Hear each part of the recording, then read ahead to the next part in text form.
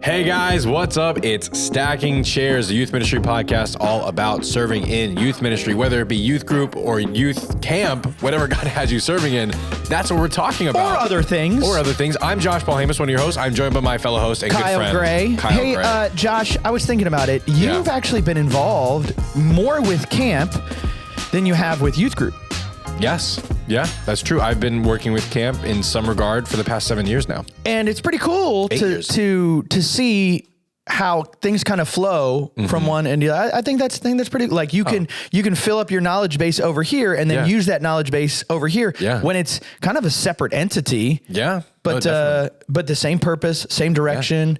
Yeah. Youth ministry. Yeah. Ministering to the youth. Praise the Lord, we get to do that. And praise the Lord, we get to have a guest today who serves in youth ministry as well. Who serves in one of our youth ministry teams. With local churches. Yes. Yeah. Local church, LCM, or youth ministries. Yep. It's the name change, you know? We look for him. We'll look for him. Where is he? I feel this is where, like at camp, we're like, they're all over. Ladies and gentlemen, they are your Word-of-Life Bible Institute counselors. It's like, but we have him tied to a mic, so he can't go Hey, ladies and gentlemen, this is my good friend, Mr. Chad Harwell. Chad, welcome to the show. Hello. Chad, tell us a little bit about yourself. Where are you from? What's your name? What did they call you in high school?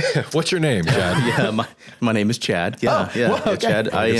I'm from North Carolina, originally from Texas. That's right. Been in North Carolina now almost 8 years, and have a family. Married for almost 18 years now. Congratulations. That really almost like a question. 18 but years now? that was supposed to be more of a statement. Yeah. 3 children. July will be 18 years. 3 kids. Their ages? Almost 15. Emily. She'll be 15 in April. And I have a 10-year-old on Sunday, the 27th is his birthday. Oh, wow. Parker. And then Owen is 3, and he'll be 4 in May. That's crazy. Yeah, it's super It's a good exciting. range of ages, too. Now, Chad, I don't know if you know this, or actually, Josh. I don't know. Chad, I don't know if you know this. You and I served together in Texas. You know what? I do remember that. Yeah, crazy. Yeah. You don't block out that time. Not always. I knew it. Always, yeah. That's what I'm saying, No, Josh. I actually didn't know it. Hey, Chad and I served together in Texas. Chad was actually a lay leader. Okay. In a church, in a children's ministry, a rather large children's ministry. It's decent size. Decent size. 1 million kids, evangelistically speaking. Wow. Yeah. But was doing that. I actually met Chad for the very first time when we got into a vehicle and we drove up like 2 hours north to this tiny little church. To go experience kids ministry. And do you know what they did that night? They threw a party. It was Fantastic. awesome. It was awesome. No, it was great. Yeah. That was actually my introduction to Word of Life. Yeah. Yeah. Oh, wow. Yeah. It was Kyle and a guy named Chris. Yeah, So, it's crazy. And so then Chad eventually came on staff with us. Yeah. Chad actually stepped into a role. So there was a youth pastor in our area that stepped out of ministry for a couple different reasons. Yeah. And the pastor looked at us and said, like, I don't know what to do. Do you remember Can you that? help? Yeah. Yeah. Can you help? And so I taught a little bit. My friend Chris taught for a little bit, but we really didn't want them to grip onto us. And so we said, hey, Chad, would you go? And did you go for 3 or 4 months? Yeah. I think it was the summer. Yeah. It was for the entire summer that we were there. So it was. He doesn't know this. That was his test. Oh, That was his test. Yeah. No, it wasn't. Chad, you've been in youth ministry either as a worker or as a leader or as the youth pastor, and now youth ministries for how long? Since 2001. 2001. Yeah. That's when my first full-time position in a church was a youth pastor in 2001. That's incredible. So, yeah. So what's your role now? Because I know, but our listeners don't know. Yeah. I'm a missionary with Word of Life, working in youth ministries. And so I connect with local churches, helping them to reach young people. And so if you're sitting out there right now and you've been asking yourself, man, I need to support a missionary, a great missionary you could support would be Chad Harwell. Chad Harwell, yeah. Absolutely. Yeah. So a lot of your job, you would say, is connecting with these youth leaders and helping equip them and just kind of helping make sure that their cup runs full, being an encouragement to them. Hey, which is my transition. We always mark our transitions. transition. We ruin the good transitions by saying it was the transition. Yeah. So there's a lot of people that you work with. I mean, Kyle and I were just talking about this. Like, we even feel more recently, and sometimes, that even our cup runs empty. We feel and even today, when you hit different situations, when you hit different times, one of the things that we've really enjoyed is just kind of being raw and being real. We're not going to get too raw, but being real today, Josh and I just remarked that you kind of feel a little empty, whether that's from influences on the outside or discouragement on the inside or frustration. We don't want to go back and talk about discouragement because we already talked about that last time. But even just working together through things, it can be, you can be drained sometimes. Yeah, because there's sometimes, and there are some seasons, and Chad, I know you know this, that everything just happens to be due and to happen at the same exact time. Yeah. I actually have a pastor that will oftentimes tell me that, just like our world goes through seasons, you have your spring, your summer, your fall, your winter. If you live in like places that actually have that, I know, like we're Texas, in Florida. Texas, there's basically like 2 seasons, maybe hot and hotter, hot and hot. Yeah. And so, but in North Carolina, and in North Carolina, like we actually have 4 seasons, right? And so he often tells me that like my life will go through those seasons. Do you notice a season that for you typically like that you could mark out and go, this is the busier? Yeah. I used to not be able to, because I just didn't pay attention to it. So I just kind of live my life. I don't know if anybody else does that, but I just used to just live my life, right? Like I didn't pay attention. But because the last couple of falls for me, like actually fall, like, about October-ish into November, I just had some really struggles that I went through. And so I'm talking to my pastor and he's told me the last 2 years in a row, the same exact thing. And this year, I think I finally realized that was for me, that was my time of year where it does seem like I'm running on empty. Like I'm just, something's not getting filled up. Something's just, it's just odd, kind of weird feeling. And so it's in those times where I feel like I want to just like throw in the towel and like give up. I'm done. And so before we move into that next question, then I guess a question we don't have here is running on empty inevitable in ministry? Well, in life, I think potentially it is. It's interesting. When we were out in Texas, we had a great relationship with our pastor and his wife. My wife and I did, and my wife used to connect with my pastor's wife on discipleship and different stuff and kind of a mentorship role. And my wife went to her and she goes, man, that's just, I feel overwhelmed. And, I feel like Kyle and I are a little bit on edge more with each other and different stuff. And my pastor's wife goes, you're getting ready to run a conference, aren't you? And my wife was like, yeah, how'd you know? She goes, I don't think you realize, and you just kind of said this happens every single time. I think part of the problem is we don't map out, what we're going to do. And so I know you have a 10-month-old, so your life probably isn't like this. So I'm gonna ask Chad this question, but I do want you to weigh in. I'll sit here and listen intently. Thank you. Let's tell you your future. So Chad, you know that time when you realize you're going on a trip and everybody decides in the last 5 minutes to suddenly grab everything. Sure. Sure. And then you get in the car and you've realized all the stuff that you forgot. So you have to pull back in the driveway, get out, go grab the 5 different things, And so I think part of the reason we run on empty is we don't prep for the bigger hauls in life. We don't prep for the bigger, the times. I don't pay enough attention to where that monitored level of my, to stick with the car analogy, my fuel gauge is. Yeah. And let me ask you a pointed question that I'll come back to. How many miles do you let your car get to? Do you have the DTE distance till empty, right? Do you have that monitor on your car? Do you have that monitor on your car? I do, yeah. Okay. So I drive not with this is how many degrees it is outside or the temperature. I drive with the DTE. Yeah. Is that how you drive? Not really, especially. I'll say if I see the gas light come on, I'll check it, and then I'll check to see if I have enough to go home and get it the next morning. Right. Yeah. And so the question is, how many miles do you let it get to? My wife does not like I've let it hit zero. I've let it hit zero. Yeah. And every vehicle is different. You ever have that vehicle where you get a new vehicle and your previous vehicle, you got 25 miles after it hit zero. And then this one, it was zero. It's empty. It's done. Yeah. I've never run out of gas though. Have you run out of gas? I ran out of gas in high school. And I ran out of gas, but there wasn't a DTE. Sure. Not back then. Monitor. Not that long ago. Not in 1953. Did they even have gauges? We didn't even have cars back then. His horse just ran out of gas. My horse was like, I'm too tired. No, that was my bicycle. No, but then I ran out of gas one time going to a church in Gilmer, Texas. Remember working with Gilmer, Texas? Yep. And here's what I did. Yeah. All right. I noticed we didn't have a DTE little monitor. Yeah. But I was watching the fuel gauge. I saw it was all the way down there. And so what I did was, instead of managing my schedule well and going and filling it up, and even waking up a little earlier, I said, I'll just fill it up after church. And I knew that there were hills on the way to this church. Okay. I'm preaching this morning. I'm cramming in at the last minute. I'm getting everything together and ready. And so what I do is I have the gas all the way up to the top of the hill, and then I throw it into neutral so it doesn't use as much gas. I've turned off the power to there's no radio playing, so everybody's miserable because they want to listen to music on the way. Nope, no music. There's no AC, which in Texas is a winner right there. I'm trying to figure out how your radio affects your gas mileage is what I'm trying to figure out right now. I'm trying to figure out everything else that does not have to run power in my vehicle to use use more gas, because I'm convinced everything uses more power. Yeah. Okay, we don't have the windows down because I don't want the wind resistance. Okay, and so I throw it into neutral and we ride down that hill and we try to ride up as much as we can before I have to hit the brakes, throw it in to drive, to use the least amount of gas possible.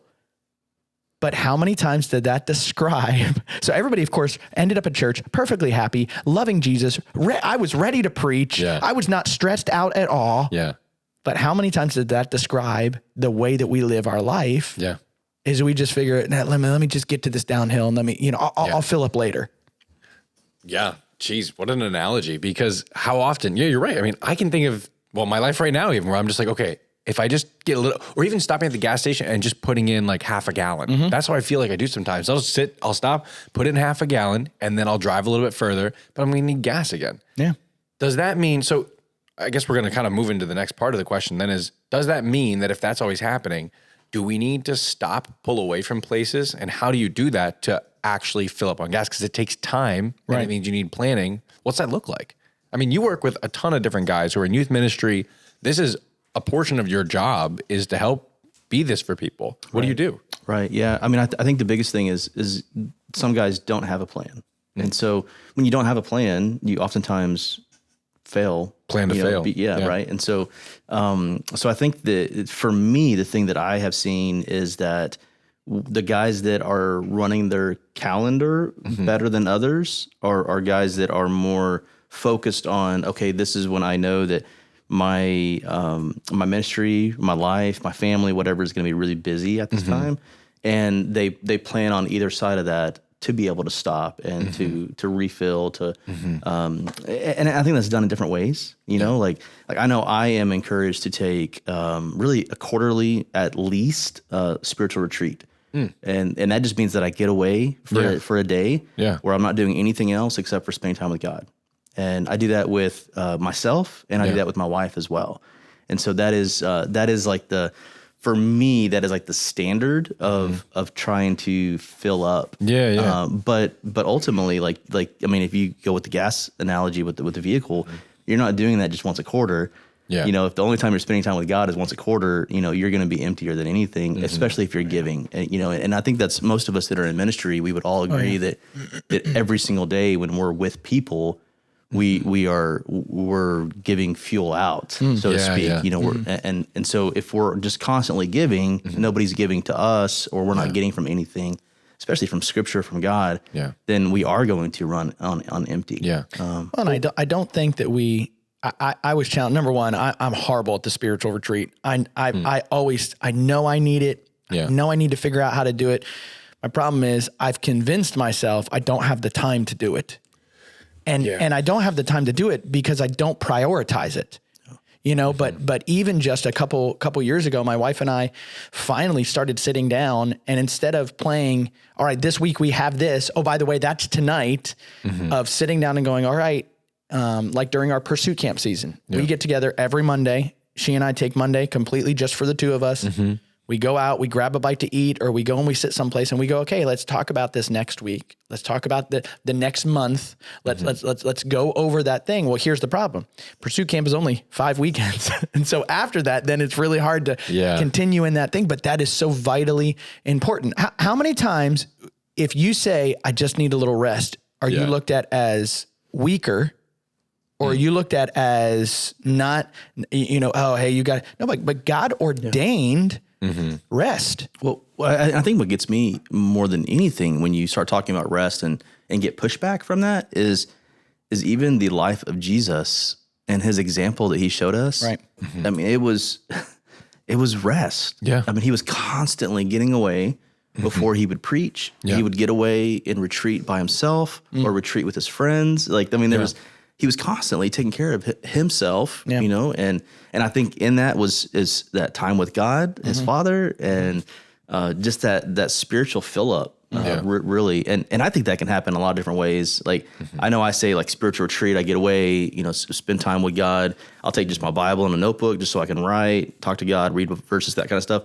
But I even think there's other things that I wouldn't classify as like spiritual, so to speak, but I believe God uses them in the same way and filling me up when I'm having fun with my friends, when I am learning new things. I think one of the things that really, and we're talking about running on empty. I think one of the things that helps me to really experience God in a lot of different ways is even learning something that's not quote unquote spiritual. So like coffee for me. I love coffee. I absolutely love it. There's just something about coffee, a good cup of coffee.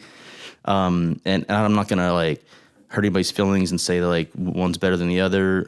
But there's something totally different about coffee. Right. And so like I went down the rabbit hole of learning about coffee and I love it. And that's like an outlet for me that I believe that like God allows me to enjoy that. And there's something about John 10:10 when Jesus says, I came to give you abundant life. Like, I think that's in all areas, right? It's not just when I'm at church, right? Yeah. So like on Tuesday, when I'm sitting at home, what am I doing that's really abundant, And I think it's those, and he has been able to bring things into my life where I almost disengage from the quote unquote ministry and I'm learning new things and really just enjoying life. And that's given to me by God.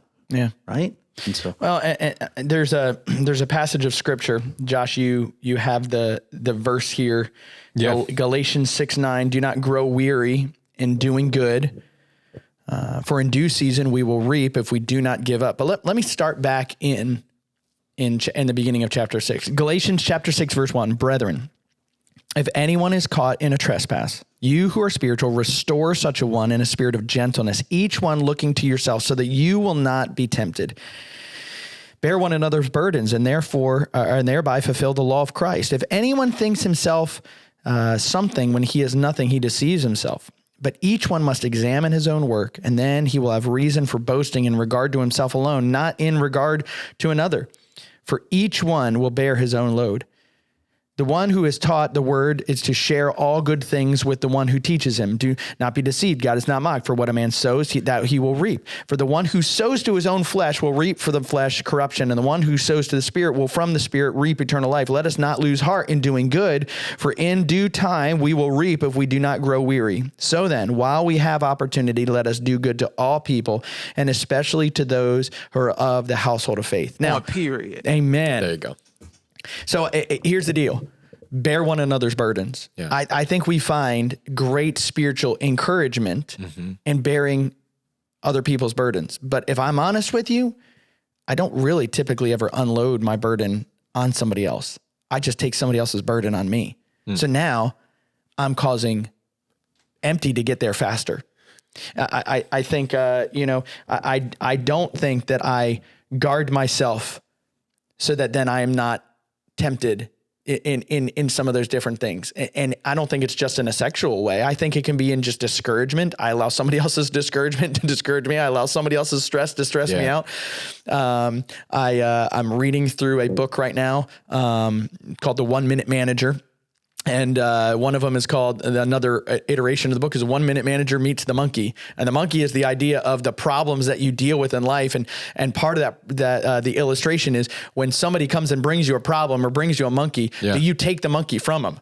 Do I go, okay, I got it, or I'll help you through this? And the idea is that we carry way too many monkeys. And I just sat there and I thought, how many times do I do that with somebody else, or do I let them do that with me? Of having that, he talks about how each one must bear his own load. He talks about sowing to the flesh and reaping corruption. Well, again, when I don't allow my spirit to be rejuvenated, again, I think we think, flesh and corruption, we're only talking about sexual, lust or different, but problems, frustrations, discouragement, things that when I reap to things that are empty, I only reap, or when I sow to things that are empty, I only reap emptiness. Now, what you're talking about, well, studying coffee is empty. Well, sure, it's not spiritual, but God created us to find value in some of those different things. And so God's not anti-hobby, is he? I don't think so. I don't think so, right? I don't think so. Jesus had a hobby. I don't know what I was going to say. I was like carpentry, I guess, right? I mean, carpentry was, Well, Paul had a hobby. But even just like spending time with friends, I mean, it's not like a hobby in the same sense of like, coffee is a hobby, but spending time with friends, just having a good time. But anyway, so we get back down to this verse. So let us not lose heart in doing good, for in due time we will reap if we do not grow weary. And then again, while we have opportunity, let us do good to all people. So am I taking care of myself so that I'm not growing weary? Am I taking on burdens that I shouldn't be taking on? Yes, it says bear one another's burdens, but there's some burdens there's some rocks that I carry for other people that are not my rocks to carry. Yeah. And then do I cause other people to carry rocks that they shouldn't carry? And that's not doing good to other people. And I think there's something also there that as you were reading that, I kept on thinking like how often I try to fix things. Like I don't know about anybody else out there in the world, but I'm a fixer. Yeah. My wife, never with my wife. My wife comes to me and says she's explaining her frustration. She's explaining what's going on in her world. And my mind is constantly saying, okay, this is what I'm gonna tell her. I'm gonna fix this situation right now for you. And I don't know how often it is, but it's probably more often than not that she's just wanting to talk to me. Yeah. She's wanting to unload those burdens, so she's not carrying them anymore, right? And so then, carry each other's burdens. I don't think it's us. I don't think it's us necessarily carrying them for the rest of our life. It should, right? It's us giving those back to God. Yeah. Right. Ultimately, we are there to help unload somebody. I sit in the youth pastor's office and he unloads what's going on in his world right now. Yeah. That I wasn't expecting. That's him unloading his burdens that he's holding on to. Yeah. And if I can take those from him for just that split second, and then I pray with him, like we're giving those to God, and then neither one of us should be walking out of the office with those, that burden. No, absolutely. I mean, if someone brings a truck full of gravel and you unload all that gravel and just carry that gravel and you don't put it into the driveway, is it really doing any good? No, put it where it's supposed to go. Exactly. And that's back to God, and that's our pathway through life. So how many of us lived in a household that had a stack of bricks in the driveway because it was meant for a project and it stayed that stack of bricks? Like I remember. Are you talking about my house right now? Because I have some vinyl flooring that's sitting right now, but it's because I finished up our project. I still have to mud it and everything, but again, I think you guys bring up a good point of, I think of the picture of Aaron and Hur in Deuteronomy when Moses had to hold his hands up, and when he held his hands up, they prevailed, and when he put his hands down, they didn't prevail. Yeah. So what did those guys do? They came alongside of him and they helped him bear the load. They didn't take his arms off. They weren't poppable like action figure that, okay, I'm going to hold up your arm and then one day we're going to put it back on. No, but they helped him bear the load. They helped him, deal with that different stuff. And I can't take this guy's arms from him.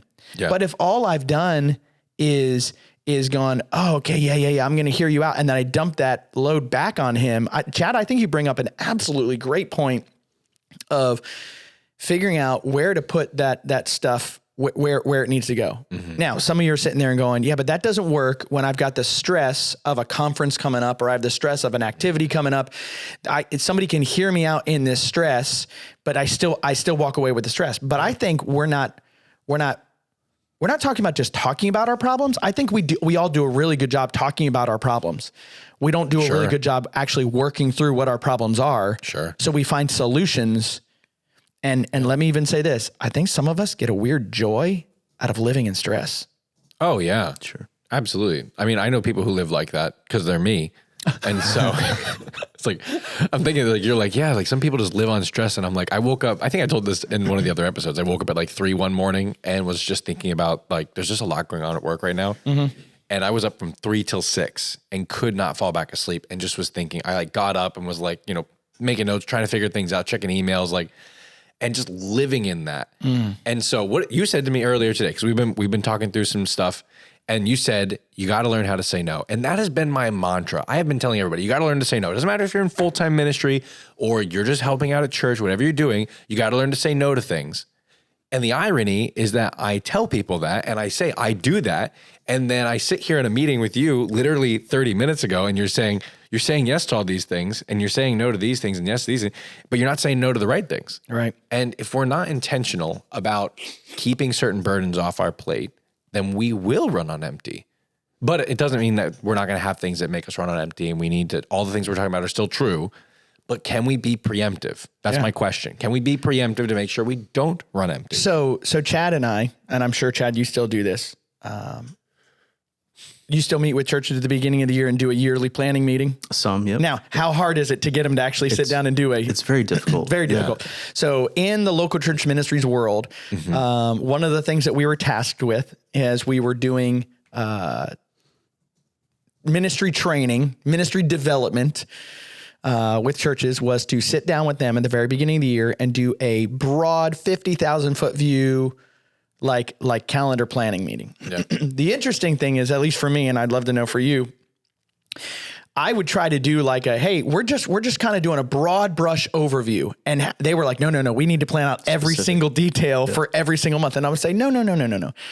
You want to put on your calendar, hey, this is when we're going to get together and we're going to do our monthly planning meeting. And when we do our monthly planning meeting, it's going to be for this amount of time and only this amount of time. Yeah. We're going to take a portion of that time and we're going to review what we did and evaluate what needs to change. We're going to talk about the plan that we already have set up in place for this month.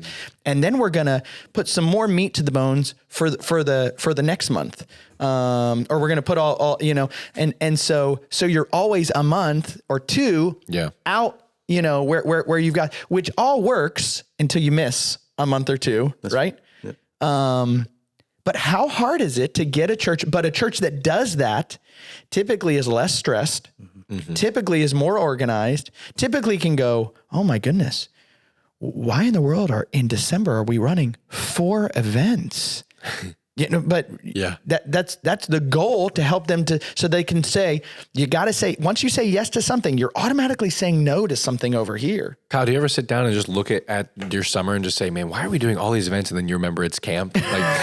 Like, wow, we're doing 8 weeks of something. What is this? Yeah. It's camp, Kyle. It's camp. It's coming. And there are seasons. Yeah, of course. Well, but okay, like I'm saying it as a joke, but it's true. There are seasons where. But here's where I'll tell you where I'm failing. I do not do a good job making sure that I'm taking the adequate time to prep. And here's what I do. Here's what I'm guilty of. I go, okay, well, so training week starts at this point. Before that, we do our unit leader training. Before that, I can't really take the time off because you don't want to take time off before you jump into that. But I never adjust my schedule to head into the busy season. And even if you go, okay, fine. Well, a month out of the busy season, the beginning of May is really, really tough. Well, because let's just say there will always be something. Yeah. There will always be something. Yeah. But the biggest problem of my schedule is the guy that schedules my schedule. Yeah. And so Josh, I'm here to call you out. Stop. Yeah, sorry.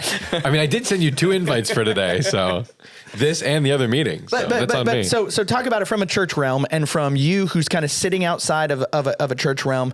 What are the churches doing that are managing their schedule well versus the churches that are not managing their schedule well? Yeah, I mean, I think you already hit on it. It's that being prepared kind of beforehand, kind of before time starts, before that thing's, whatever that thing is, and sticking to your schedule. I think you lay out a schedule, and then all of a sudden somebody asks you to do something else, and you're not adjusting. And so I definitely think that is, I mean, the ones that are running their schedule well, to me, are the ones that actually sticks to their plan, the vision that God gave them for that year. That's where they're going.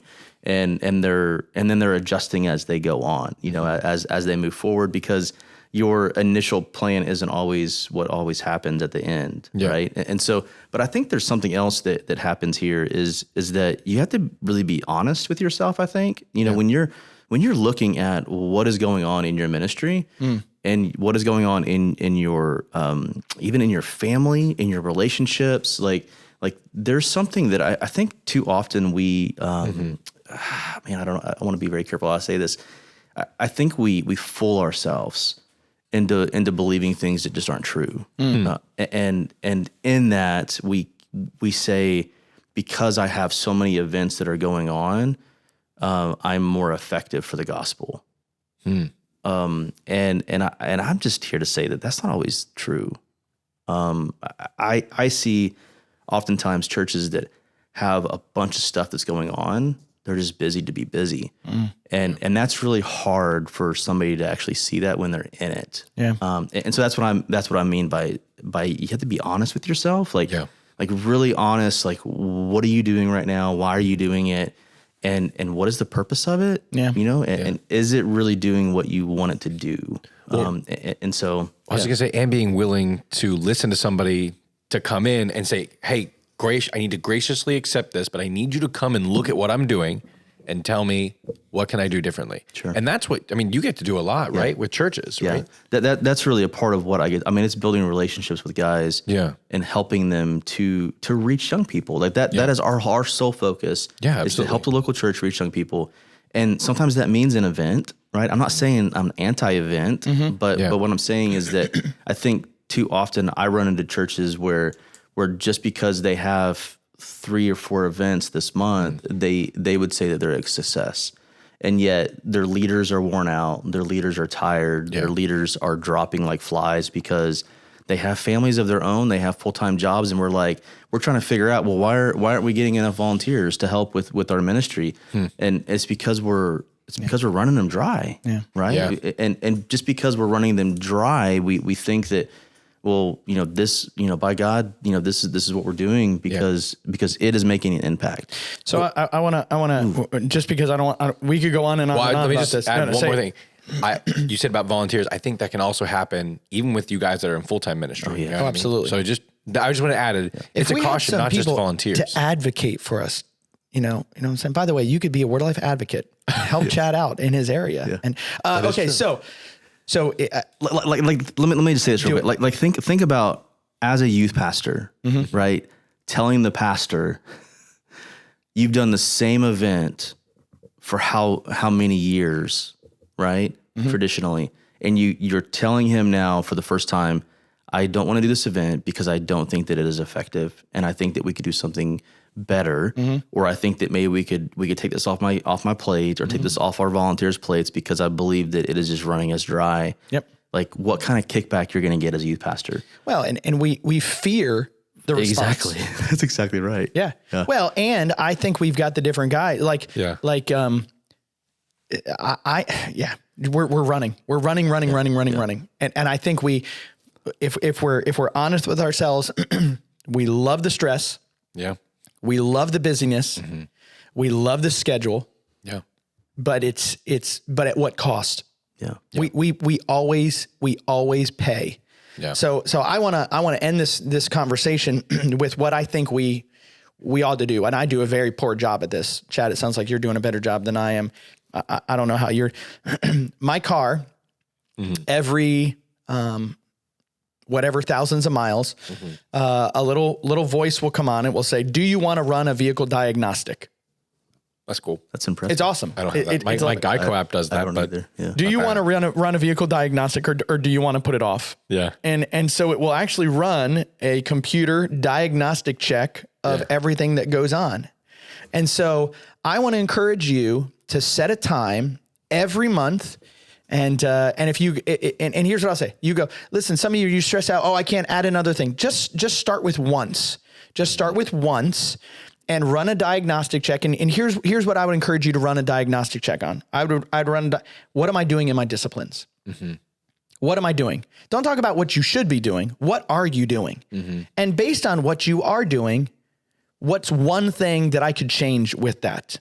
You know, is there a way to improve, or is it just nope, everything's going really good. I'm happy with where I am. I'm good with where I am, you know, but when I talk about disciplines, I'm talking about how's your personal daily quiet time?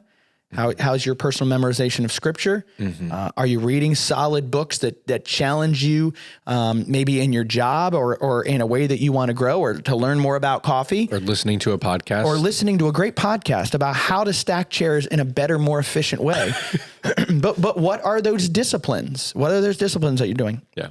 Number two, I think we need to ask ourselves, what am I allowing to be an encouragement to refresh my soul? And I want to be careful.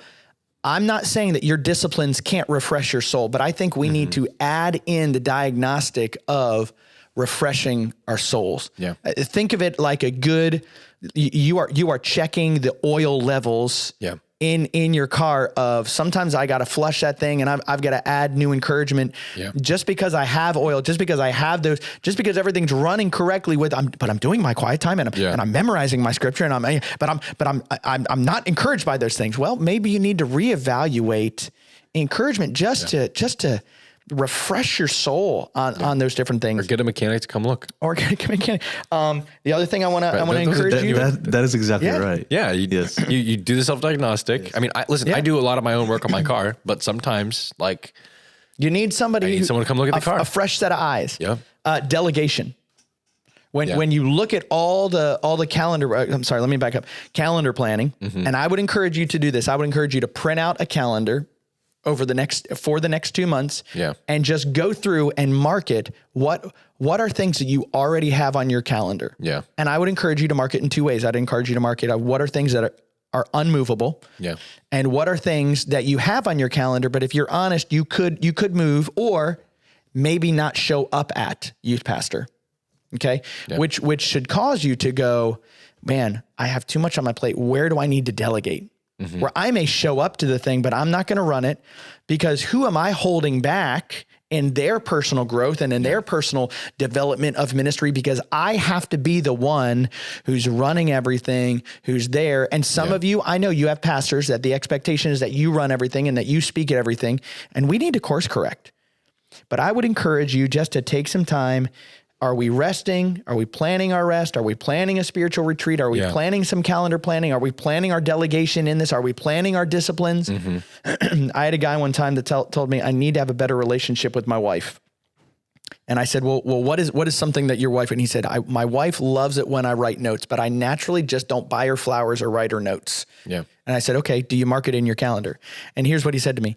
Yeah, but if my wife knew that I marked it in my calendar, she would feel like a task. And I said, no, I think your wife would go, wow, I'm that important that he wants to make sure that he doesn't forget about it, that he sets it there. Well, do we do that with all the other things that we claim are important? Or do we just go, the important stuff is just going to happen? I'm going to tell you right now, it absolutely does. And so where you're giving your time is what you feel is most important. And if you're sitting here going, man, but when I look, I'm not, there's other things, then you have to plan to have a better schedule. Yeah. And I'm talking to myself in the mirror right now. Well, I'm talking to myself. As you talk about delegation, I think, I don't know if you realize you're actually late for a meeting. I am.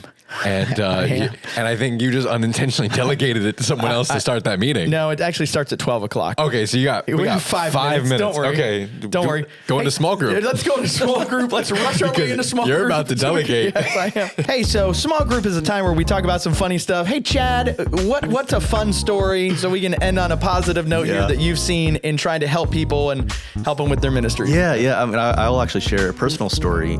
So I meet youth guys regularly, right? Yeah. New youth guys I've never met before.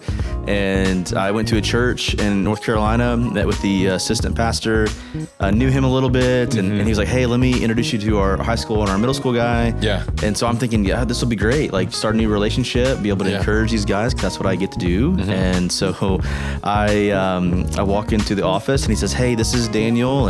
And Daniel, I put my arm out like any other person does, right? To, your handshake, to say hello to somebody. Daniel was sitting in a chair with his legs propped up, like in a chair, like an office chair. It was kind of odd, like it was a youth pastor, like in shorts and a t-shirt, and I was just kind of like, okay, but I reached my hand out to shake the guy's hand. The guy stands up and he has no arms. What do you do? Not shake his hand. So I patted the guy on his shoulder. It was the most awkward thing ever, and so that was. Have you ever seen the video? I think it was during American Idol where Ryan Seacrest, he puts his hand up to give a high five to a blind guy. That's awesome. That's that moment. Yeah, right yeah. It was definitely. So I introduced myself and prayed with the guy, and I'm pretty sure he's never talked to me ever since. He wasn't good natured about it. No, he was. No, it was very, very good. Yeah, it was a great connection to make with the guy, and that's hilarious. And it was. It was Do you awesome. want to tell another story so Kyle can't make it to his meeting? My goodness. I would, but I think I have to be at the same meeting. You have to be at the same meeting. Oh, wow. All right. So we'll end small group because we have to end early. The parents are here to pick up their kids. That's the right. minivans are outside. Guys, this has been Stacking Chairs. We've had a good time. We've had a fun time. We've talked about some things that, we're even talking about outside of the podcast right now. And thank God for it. This is awesome for me. I love these moments. And thank you so much, Chad, for being here. Yeah, man. It was great. Kyle, you have anything you want to say? It's all about the time. It's all about the time. Well, we usually let the music run out and then we try and cut it off quick because it's just kind of funny. It is. Yeah. Stacking chairs.